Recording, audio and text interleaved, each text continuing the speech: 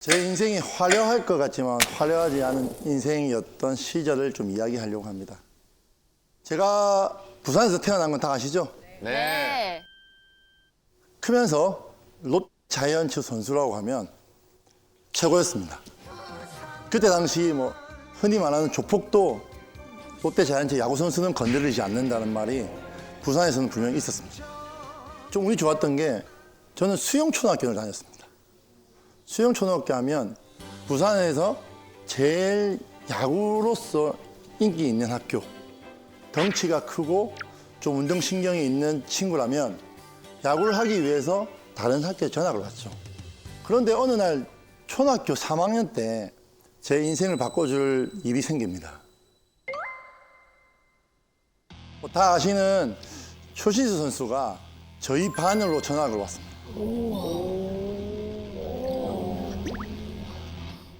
전학 오면서부터 야구 유니폼을 입고 들어왔습니다.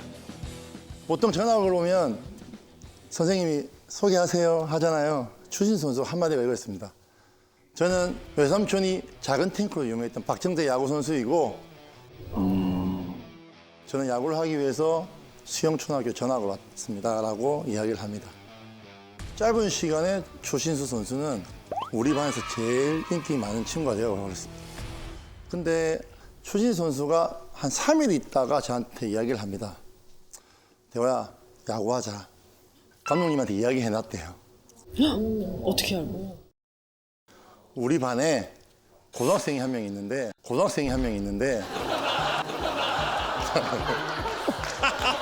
진짜 우리 반에 고등학생이 한 명이 앉아 있는데 걔는 야구를 꼭 시켜야 된다고. 그 얼떨결에 제가 감독님한테 따라갑니다. 실수. 갔는데 감독님 공을 몇 개 던져보라 하고 몇 골 쳐보라고 했는데 가볍게 쳐도 멀리 치고 던지는 것도 좀 잘 던졌던 것 같아요. 그래서 감독님께서 같이 야구를 하자. 근데 저는 집이 그렇게 넉넉하지는 못했습니다. 아버님이 3살 때 돌아가시고 어머니가 재가를 하시면서 할머니 밑에 자랐거든요. 밤새도록 그 콩잎을 시장에 사서 된장을 사서 발라서 시장에 내다 파는 노점상을 하셨거든요. 그래서 돈을 이제 벌어서 저희 형과 저를 키웠기 때문에 제가 야구를 할 수 있을까? 그 어린 나이에 눈치가 좀 빨랐던 것 같아요. 근데 안 되겠더라고요, 야구를. 그래서 제가 할머니한테 말씀드렸죠. 할머니, 감독님께서 조금만 열심히 하면 유명한 선수 될 수 있다고 이야기하는데 어떻게 하면 야구를 할 수 있을까라고 할머니 말씀드렸어요. 그때 당시 할머니가 됐다 그만하고 공부하자 이렇게 이야기했으면 저는 야구를 안 했을 거예요. 근데 할머니가 네가 하고 싶다는 걸 처음으로 이야기했으니까 한번 해보자. 삼촌, 고모들한테 연락을 드려서 삼촌, 고모들도 넉넉한 삶은 아니지만 내가 야구를 하기 위해서 이제 하고 싶다니까 이제 회비도 모아주시고 야구 장비도 넣어주시고 막 그랬었거든요. 그런데 제가 이제 계속 크잖아요. 초등학교 때 이만했는데 1년에 막 7cm씩 크니까 장갑도 안 맞고 스파이크도 안 맞고 하니까 돈이 더 들었겠다. 돈이 더 들기죠. 그러니까 뭐 하나 살 때마다 할머니가 결혼하실 때 폐물이십니다. 폐물, 쌍가락지. 그거를 전당포에 맡기십니다. 맡기셔서 몇만 원 타와서 스파이크 하나 사주시고 또 장사를 해서 또 쌍가락지를 또 다 받아오시고 그걸 제가 본 것만 해도 한 20번, 30번 한 것 같아요. 그 5만 원이 없어서. 다행히 제가 중학교 갈 때는 중학교 감독님께서 회비하고 다 면제를 시켜주신다고 하더라고요. 제가 초등학교에서 중학교까지 가는 거리가 1시간 반 걸렸어요. 연습 마치고 9시 반에 마치면 집까지 오면 10시 반인데 피곤하게 잠을 들잖아요. 그러면 또 몇 코스 지나가서 내리고 그러면 그 시간에 이제 버스가 안 다닐 때니까 또 걸어오고 지금 생각하면 너무 먼 거리잖아요. 하지만 학비 면제, 야구부 회비 면제 때문에 가기 시작했죠. 회비도 회비지만 항상 중간식이 있었어요. 학부형들이 와서 밥도 해주고 간식도 해주고 이런 게 있었는데 그걸 다 면제시켜주면서 야구만 할 수 있게 해준 거예요. 그러다 보니까 또 안 좋게 보시는 분들은 왜 자기는 회비도 안 내는데 시합을 계속 나가냐? 쟤는 왜 회비도 안 내는데 계속 야구를 하기 시키냐? 이런 말이 많이 들리는 거예요. 그때부터는 또 눈치가 더 보이게 되는 거예요. 저는 그 고등학교 2학년 때까지 눈치란 눈치는 다 봤던 것 같아요. 정말.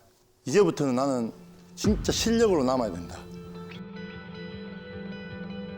그래서 내 친구, 내 후배보다 실력이 떨어지면 나는 그만둬야 된다.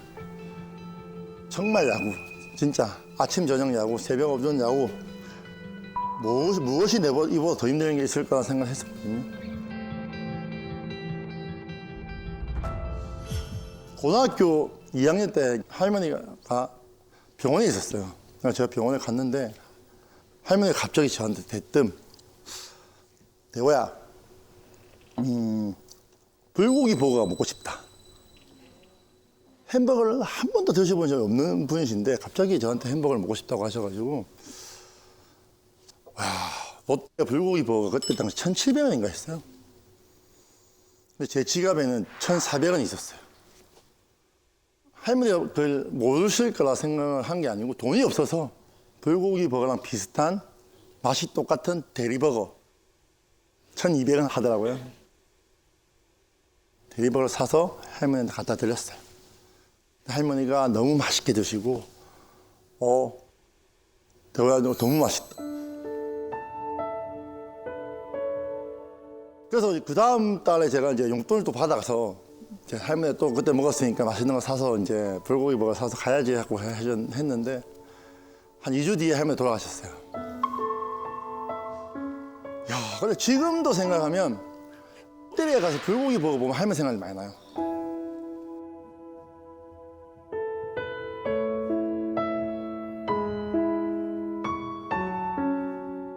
제 가슴 속에 그 불고기 버거하고 대리버거는요 지금 잊혀지지가 않아요. 그 500원 차이였는데 그 500원이 없어서 제가 할머니한테 마지막 가시는 길에 못 사드렸다 생각하니까 항상 미안한 마음이 있었거든요.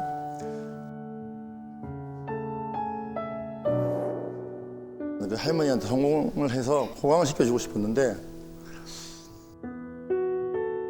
그래서 제가 태어나서 처음으로 이제 할머니가 돌아가시고 야구를 시작하고 그만해야겠다는 생각을 했었습니다. 내가 야구를 성공해도 누구한테 호강시켜주나 누구한테 돈을 쓰나 필요가 없었어요, 솔직히. 그때 당시 그래서 고등학교 코치님이셨던 분이 저한테 오셔서 대호야, 이때까지 할머니 고생하고 이대호라는 손자를 키웠을 때 야구선수로 성공하는 걸 너무나 보고 싶지 않겠냐라고 하셔가지고 아무 생각도 안 했어요. 그때부터는 야구만 했어요.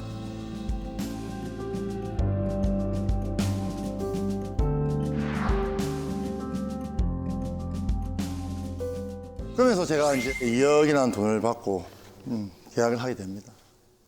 프로 딱 와서 이제 보니까 저는 힘든 게 없는 거예요, 이제.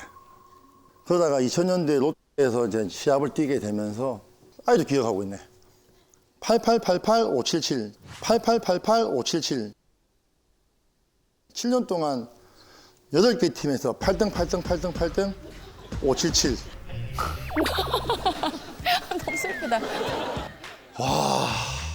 힘들더라고요.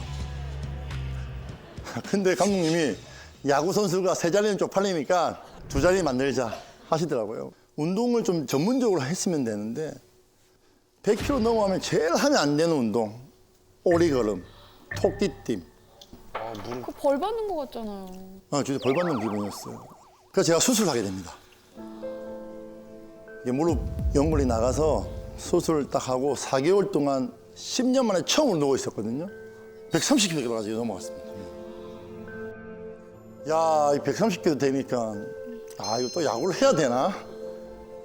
2005년도 겨울에 이제 통도사라는 엄청 큰 절 뒤에 보면 조그만 암자가 있습니다. 거기에 들어가서 2달 동안 제가 오롯이 야구 생각, 내가 야구를 어떻게 해왔으며 어떻게 이 자리까지 왔는데 이 자리 포기할 거냐는 생각을 하면서 야구에 대한 생각만 했거든요. 새벽 5시 반 이상 정상까지 4시간 왕복. 제가 60일 동안 한 번도 안 빠지고 산에 올라갔거든요. 비가 와도 올라가고 추워도 올라가고. 그러다가 갑자기 잠을 자는데 위에 앉아야 자다 보니까 쥐가 있잖아요. 쥐가 밤새도록 계속 뛰는 거예요.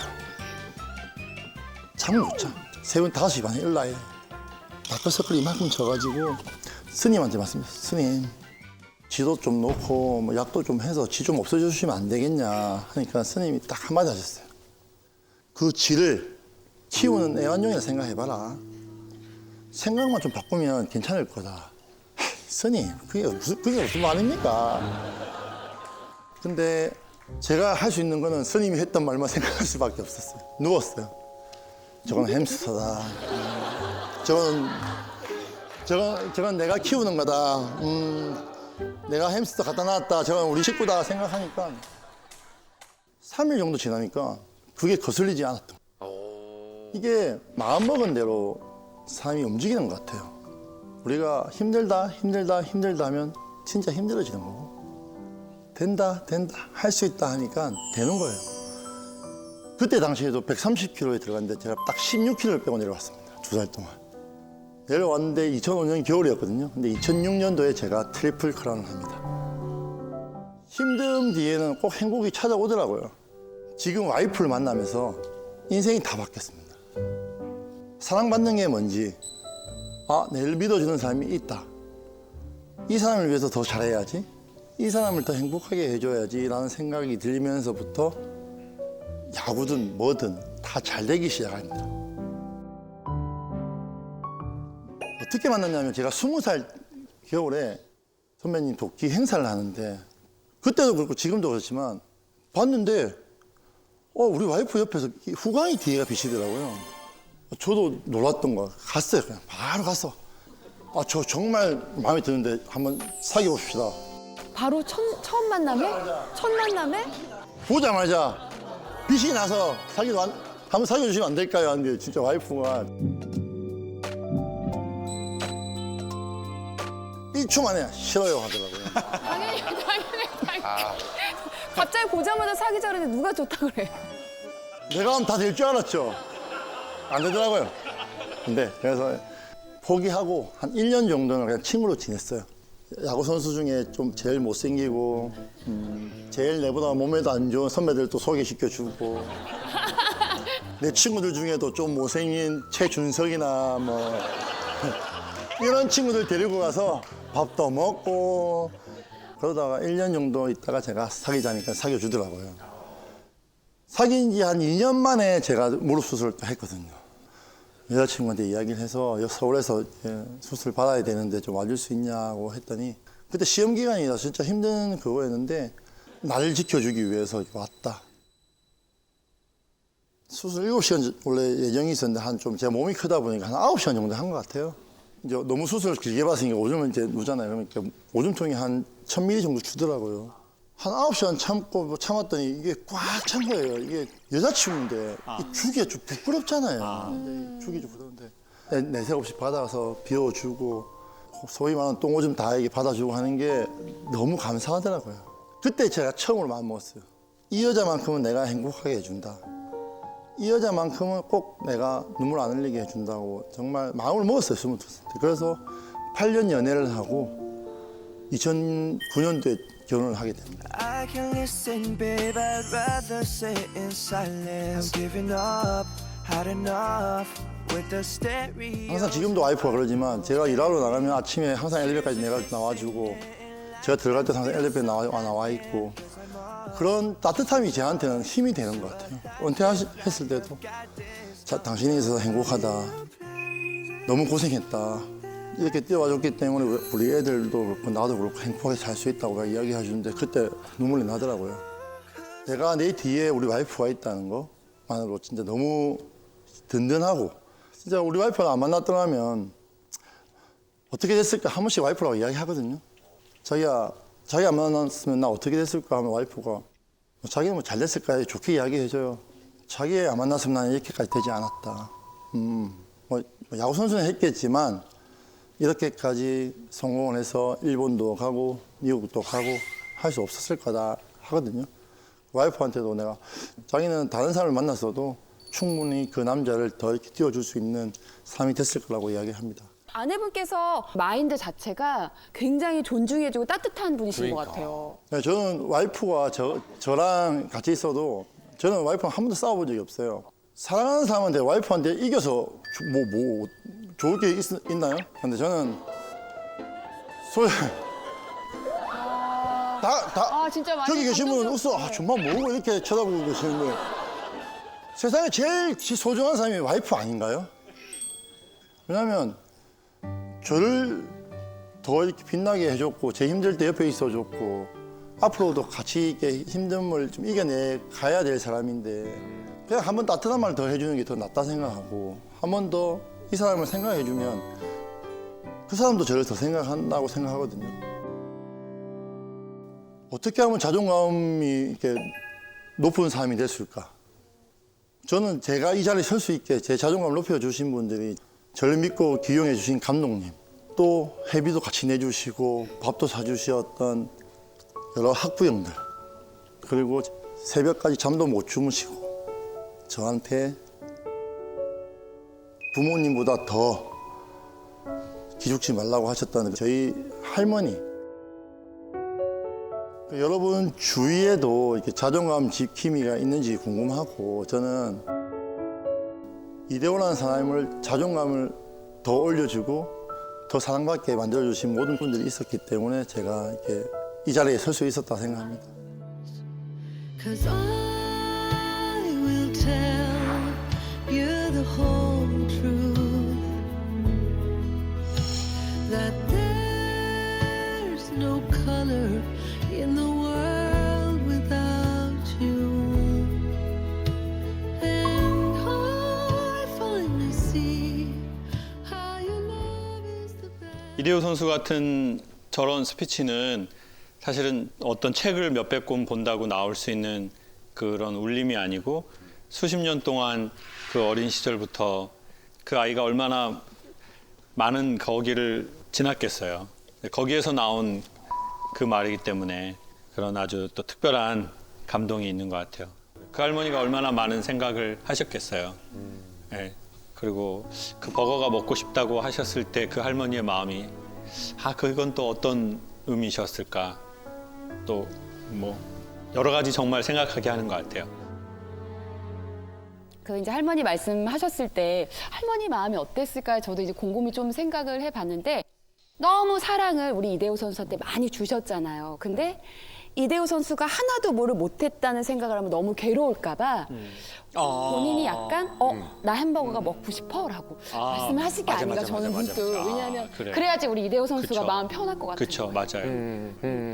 그런 생각이 맞아요. 문득 들었습니다. 그래서 아마 할머니 그 깊은 마음이 우리 이대호 선수 이렇게 더 자존감이 높고 이런 사람으로 만들어 주신 게 아닌가 이런 생각. 할머니가 정말 정확하게 전 동의하는 게 자녀는 부모에게서 점점 멀어지거든요. 그리고 시간이라는 건 서로를 멀어지게 해요. 근데 영화 인터스텔라에 보면은 이 시간이 너무 멀기 때문에 인간은 너무 한계가 있어서 못 만나요, 서로. 근데 그걸 순간 싹 만나게 해주는 게 있거든요.